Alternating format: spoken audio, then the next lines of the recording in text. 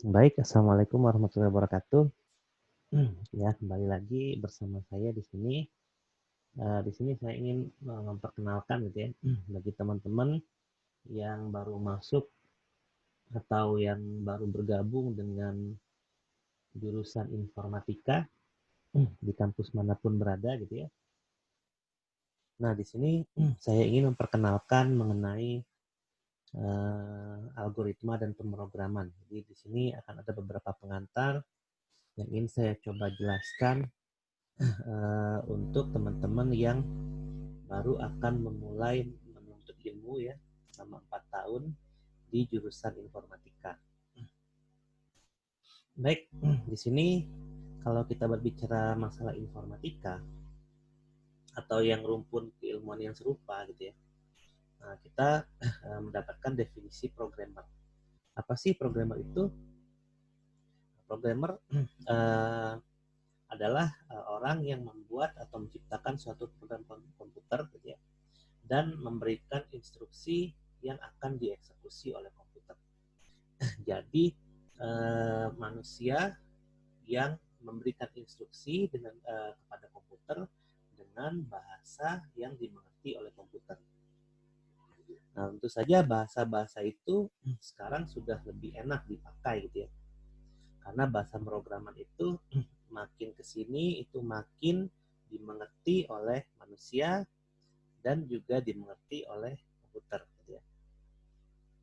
Nah, biasanya permasalahan yang ingin diselesaikan adalah permasalahan yang otomatisasi gitu ya. Jadi eksekusinya yang otomatis, kalau komputer dipakai untuk menghitungnya bisa cepat gitu ya, dengan memasukkan persamaan dan lain sebagainya gitu ya. Nah, di situ tugas dari programmer sendiri adalah dia biasanya menerima suatu model konsep atau model logik ya dari sistem analis. Jadi di sini sistem analis itu juga adalah merupakan suatu pekerjaan. Nah, dari model itu nanti dia coba implementasikan ke dalam baris-baris kode di mana program itu bentuknya adalah executable dan siap untuk dipakai nantinya. Nah, programmer itu bisa dibilang dia mengkombinasikan antara sains dan art gitu ya. Jadi coding itu memiliki seni. Nah, disitulah sisi yang membuat programmer itu jasanya mahal gitu ya. Nah, ada beberapa kualifikasi programmer di sini. Jadi programmer itu memang diminta untuk selalu bergembira gitu ya. Karena memang pekerjaan yang mereka kerjakan itu lumayan sulit, tapi dengan hasil yang setimpal gitu ya. Kemudian harus disiplin, karena kalau yang namanya programmer itu pasti adalah pekerjaan yang sangat dekat dengan deadline atau batas waktu.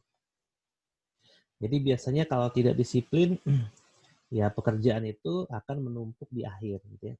Terus dia bisa bijaksana dalam mengambil keputusan, sopan, mudah bergaul, dan lain-lain ya.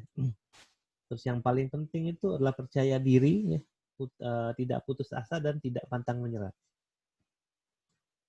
Nah, itu yang paling penting tuh. Ya.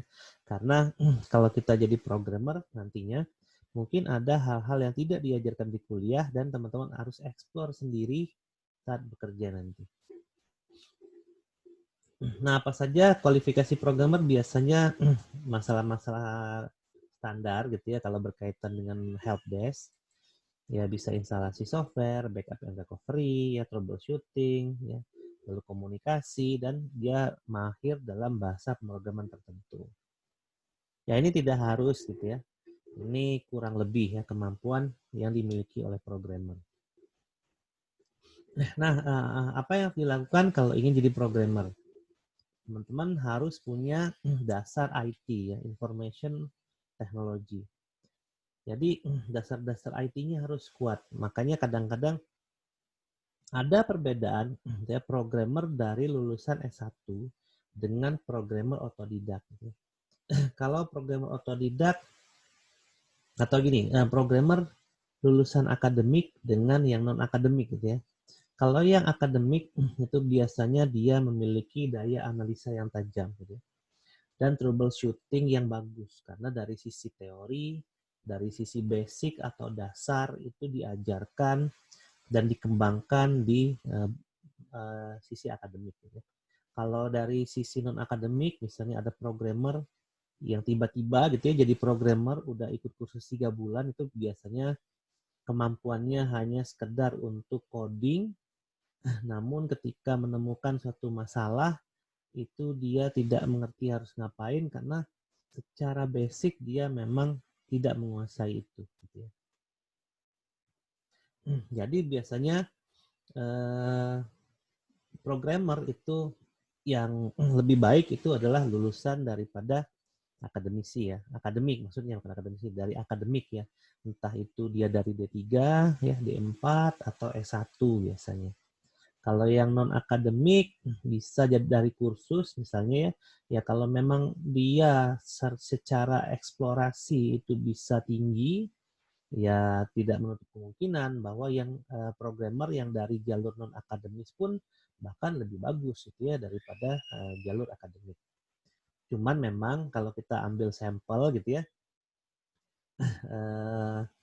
lebih besar peluang bahwa programmer dari lulusan akademik itu adalah programmer yang bagus gitu ya. Kalau kita ngomongin peluang. Nah, selain itu programmer harus menguasai teknik pemrograman tertentu. Jadi dia harus bisa coding gitu ya untuk bahasa pemrograman tertentu. Dan dia harus selalu sering ingin belajar ya untuk bahasa pemrograman yang dia kuasai ataupun bahasa pemrograman nanti yang baru gitu ya. Karena kalau kita ngomongin masalah belajar itu tidak hanya di kuliah ya. Setelah kuliah itu juga harus belajar. Jadi belajar itu sepanjang hayat ya. Jadi jangan hanya mengkotakkan bahwa belajar itu hanya saat kuliah atau hanya di kelas saja. Enggak ya, di luar itu kita sehari sama-sama memiliki waktu 24 jam, dan waktu 24 jam itu akan berbeda tergantung dari pemanfaatan yang kita lakukan ya. Nah, kemudian biasanya ada sertifikasi tuh gitu ya. Misalnya teman-teman menguasai suatu bahasa pemrograman tertentu.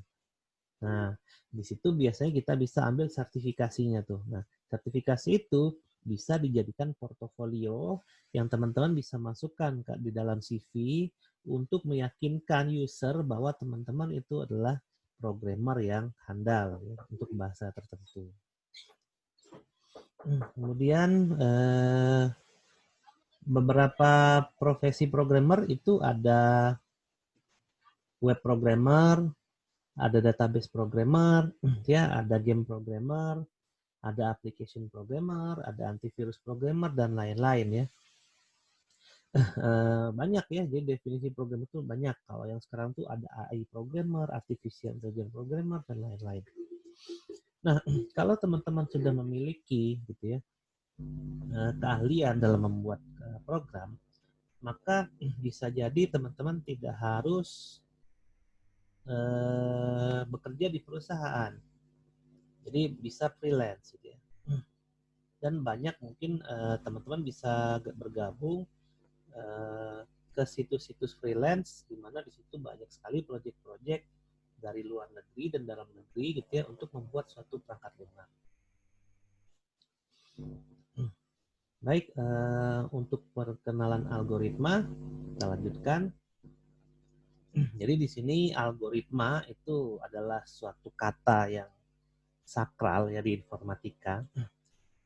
Jadi kalau kita berbicara informatika secara keseluruhan, yang ditonjolkan itu adalah kemampuan algoritma.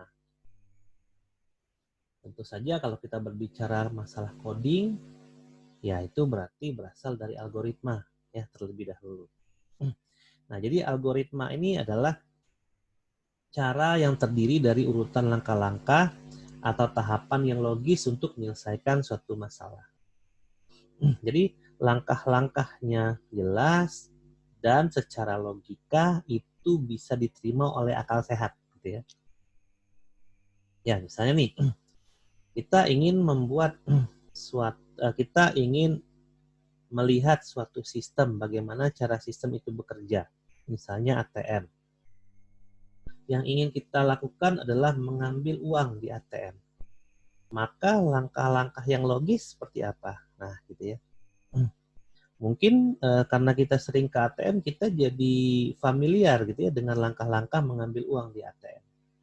Pertama, kita siapkan kartu ATM, kita masukkan kartu ATM itu di mesin, mesin akan membaca kartunya, gitu ya. Lalu kita akan memasukkan PIN, mesin akan memverifikasi apakah PIN-nya benar atau tidak. Kalau benar, kalau salah minta diinputkan kembali sebanyak 3 kali. Kalau setelah 3 kali salah maka akan diblok gitu ya. Atau mungkin ATM-nya akan tertelan. Tadi kalau memasukkan PIN-nya benar, masukkan nominal uang. Pilih nominal, kita akan memasukkan nominal uang sesuai dengan yang kita inginkan. Sistem akan ngecek gitu ya. ATM-nya akan ngecek apakah nilai nominal uang itu sama atau lebih kurang dari saldo yang kita miliki. Apabila iya, gitu ya, maka uang akan keluar. Apabila tidak, ATM akan menampilkan notifikasi bahwa saldo Anda tidak cukup, gitu ya. Lalu setelah tadi uangnya keluar, kalau iya, ATM akan memberikan pilihan apakah ingin melakukan transaksi lainnya. Kalau iya, maka akan dibukakan menu transaksi lainnya. Kalau tidak, berarti nanti kartu ATM akan keluar gitu ya. Nah, seperti itu ya langkah-langkah dalam logis dalam menyelesaikan suatu masalah. Nah, kalau kita berbicara langkah-langkah logis, ada langkah-langkah yang bisa dibalik gitu ya. Tapi kalau ATM tadi tidak bisa gitu ya. Jadi tidak bisa uang keluar duluan baru kartu ATM dimasukkan, nggak bisa. Nah, gitu. Ada langkah-langkah yang secara logika walaupun dibalik dia masih masuk akal gitu ya, dan masih bisa dikerjakan. Contohnya kalau mau masak mie itu. Setelah kita membuka bungkus mie gitu ya, ada orang yang memanaskan air terlebih dahulu, ada orang yang membuka bumbu terlebih dahulu gitu ya. Jadi urutan mau memanaskan air dulu baru membuka bumbu atau membuka bumbu dulu baru memanaskan air, itu dua-duanya adalah logika yang sama gitu ya. Logika yang urutannya berbalik, tapi secara logika kita bisa terima itu adalah sesuatu yang logis. Nah, gitu ya. Itu adalah ilustrasi cara berpikir daripada algoritma. Jadi langkah-langkah itu harus kita definisikan secara logis, ya. Tapi langkahnya itu harus dimulai dan didefinisikan sampai dengan langkah yang terkecil, ya. Jadi jangan sampai kita ada kehilangan informasi di tengah-tengah gitu. Misalnya kita punya langkah A, tiba-tiba kita bilang langkah C. Kan harusnya langkah B dulu. Nah, kalau kita tidak membuat langkah B, kita akan kehilangan informasi itu bagaimana dari A kok tiba-tiba langsung menjadi C gitu ya. Nah, padahal harusnya kita definisikan dulu tuh B-nya. Sehingga urutannya adalah A, B, dan C. Gitu. Kurang lebih seperti itu. Oke, bagaimana caranya menyelesaikan masalah? Ya, kita harus tahu masalahnya dulu gitu ya.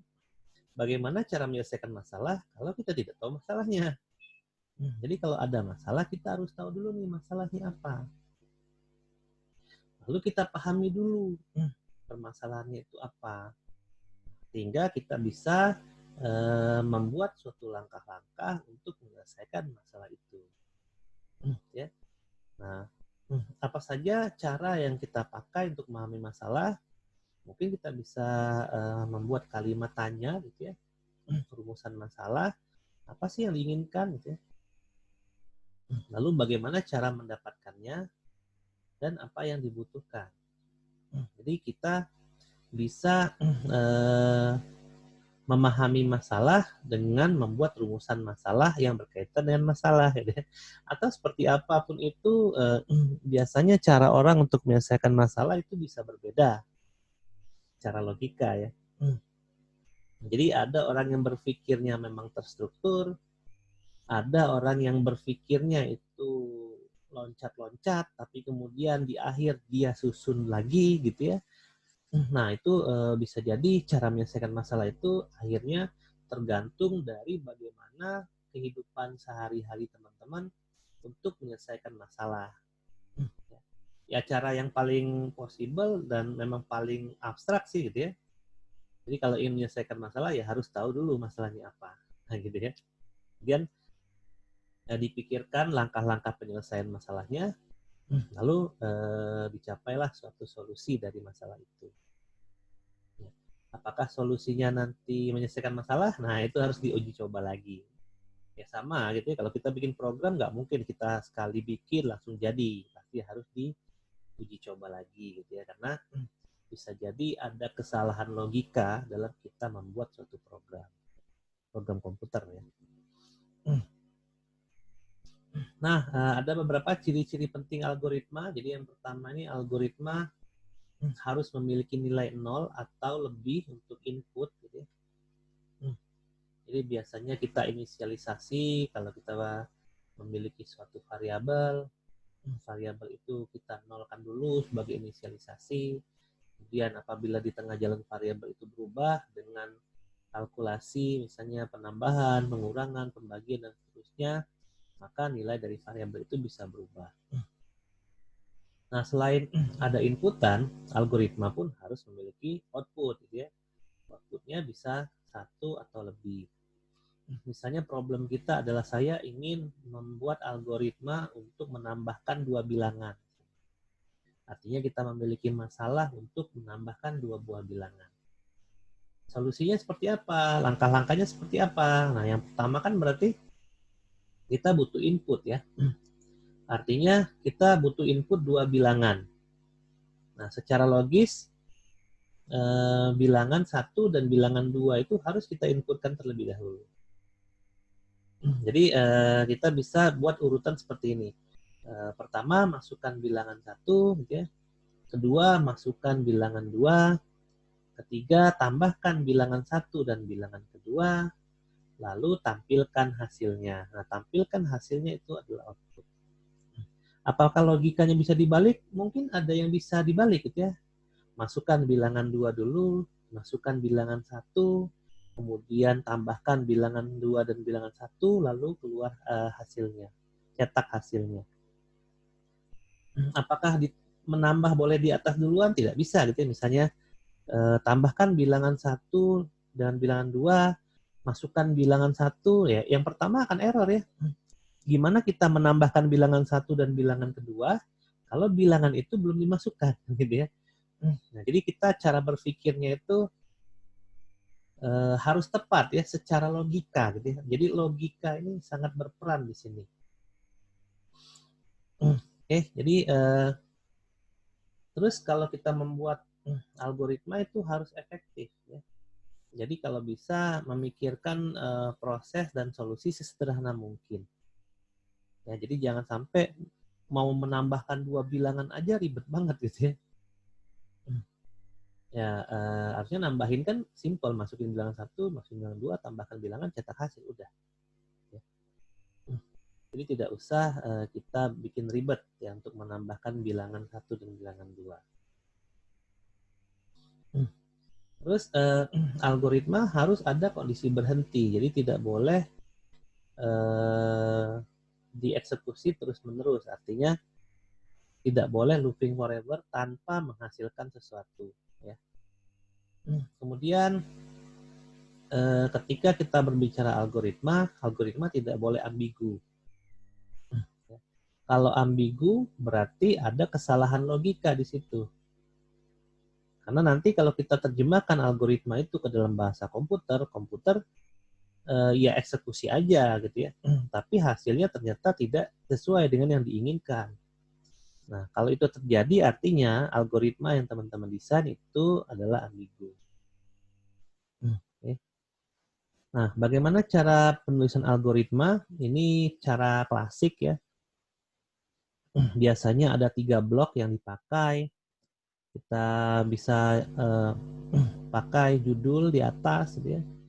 Kemudian kamus di tengah, kemudian algoritma di bawah. Nah, untuk yang baru belajar algoritma, kita bisa pakai nih gitu ya 3 blok ini. Lalu teman-teman bisa komentar untuk setiap bagian daripada blok ini. Ya, nanti juga kalau sudah jago, biasanya komentar itu jarang ditulis ya. Tapi karena kita baru belajar bagaimana cara perkenalan algoritma, maka untuk setiap teks yang diketikkan sebaiknya dikomentari gitu ya. Sehingga mungkin orang yang membacanya juga mengerti ya secara logik ini algoritma ingin seperti apa jalannya. Nah, dari 3 blok ya ada judul tadi ya, biasanya menyatakan nama algoritmanya seperti tadi, misalnya tadi kita ingin menambahkan 2 bilangan, ya artinya algoritmanya adalah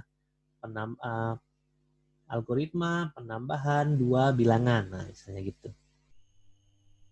Kemudian ada kamus nih, berfungsi sebagai bagian untuk mendefinisikan semua nama yang dipakai dalam algoritma.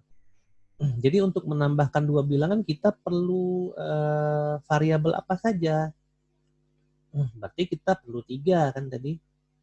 Kita perlu bilangan 1, kita perlu bilangan 2, lalu kita perlu variabel hasil. Di mana variabel hasil itu nanti akan digunakan untuk menampung penjumlahan bilangan 1 dengan bilangan 2. Nah, pas di bagian algoritma, inilah kita tulis tadi algoritmanya. Masukkan bilangan 1, kemudian masukkan bilangan 2, hitung jumlah bilangan 1 ditambah bilangan 2, simpan ke variabel hasil, lalu outputkan hasilnya ke layar monitor. Itu algoritma tuh, gitu ya. Oke, selanjutnya program komputer nih. Nah, dari algoritma biasanya kita langsung implementasikan ke bahasa pemrograman, gitu ya. Jadi kalau kita berbicara bahasa pemrograman, artinya kita akan memberikan instruksi ke komputer, biasanya disebut source code ya, dan dibuat oleh programmer, dan instruksi-instruksi tersebut akan dieksekusi oleh komputer sesuai dengan apa yang diinginkan oleh programmer. Nah, dari algoritma tadi biasanya kode itu harus algoritma tadi harus diterjemahkan dalam bentuk kode. Artinya secara logik tadi kita udah tepat, tapi kan logiknya manusia mungkin tidak bisa dibaca oleh komputer. Maka logik tadi harus kita terjemahkan ke instruksi program, kemudian kita berikan itu ke komputer. Ya. Nah, ini adalah prinsip kerja dari program komputer gitu ya. Ini bisa teman-teman lihat di sini ada file executable, itu adalah hasil yang nanti dihasilkan, di mana kalau kita aktifkan atau kita klik, maka dia akan mengeksekusi program yang kita buat dan akan menempatkannya ke dalam memori. Nah, kalau kita lihat dari awal, jadi ini membacanya dari awal sebenarnya. Jadi kita ketika menulis program, dan kita anggap program itu sebagai satu source code, maka akan kita punya itu filenya. Jadi kalau kita program nih pakai bahasa C misalnya, maka kita akan punya file dengan ekstensi .c atau .cpp biasanya.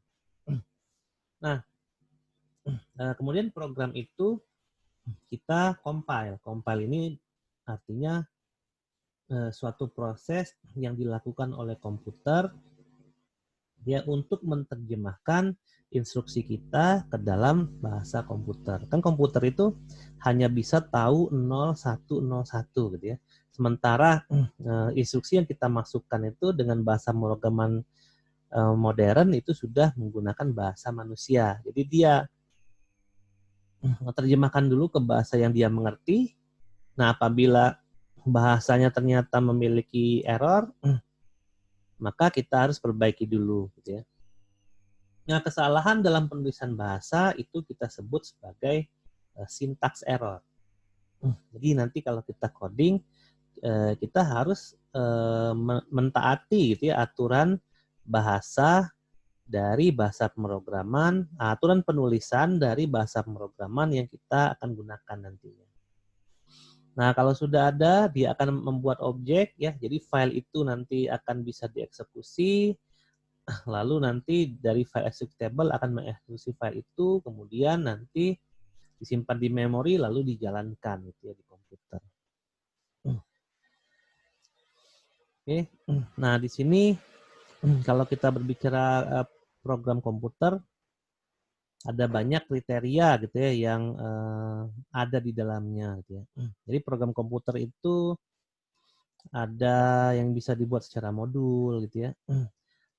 Terus pasti harus ada input dan output, harus memiliki efisiensi yang tinggi, lalu memiliki struktur yang umum, interaktif, memiliki kemampuan portability yang tinggi gitu ya. Kemudian dia memiliki tipe data dan punya struktur data nantinya. Jadi sedikit perkenalan, misalnya tipe datanya adalah string itu adalah teks gitu ya, atau integer, di mana integer itu adalah angka ya, dan dia akan memiliki struktur-struktur tersendiri nantinya gitu ya. Kemudian ada beberapa definisi dan ada beberapa ekspresi nantinya.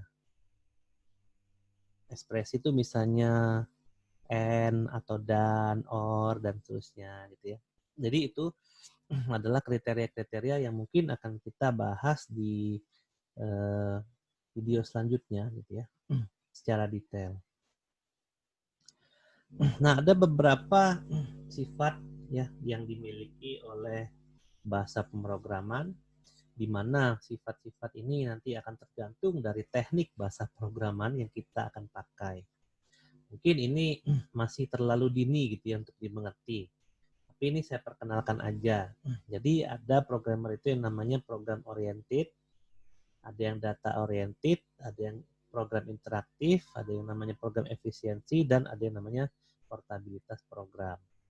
Nah, ini mungkin kita teman-teman bisa baca dan kita akan bahas ini di lain kesempatan.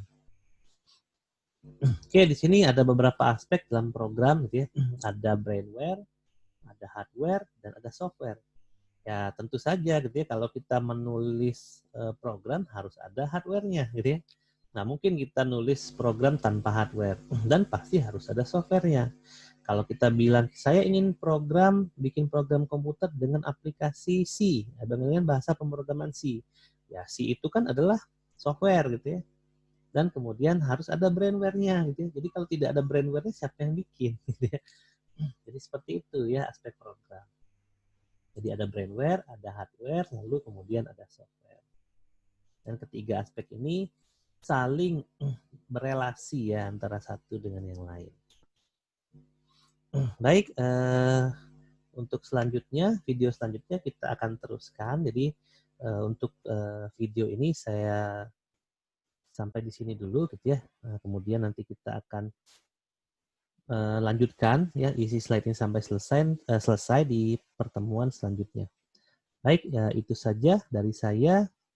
Terima kasih ya. Jangan lupa teman-teman ya bisa komen, like, dan subscribe channel ini ya, channel ini.